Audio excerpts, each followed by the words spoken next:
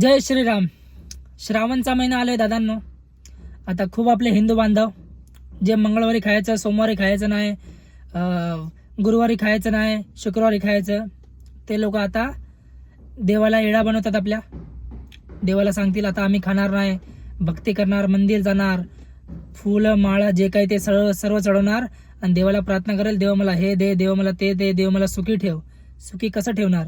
देवाने सर्वांना जीवन दिलंय, सर्वांना जीवन जगायचा अधिकार आहे. मी एवढे मंदिरं फिरतो, मी मंदिरमध्ये जाऊनच शिकलोय की चिकन खायचं नाही.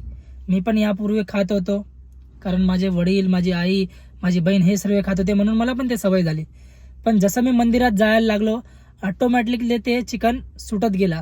जे लोक मंदिरामध्ये जाऊन सुद्धा त्यांना चिकन सुटत नाही, तर एक वेळा मला वाटतं तुम्ही माणूस नाहीये माझ्या मतेने. श्रावणचा ढोंग करू नका. देवाला मनुष्याला तर आपण येडा बनवतोच, देवाला येडा बनवू नको. देव सर्व बघतोय.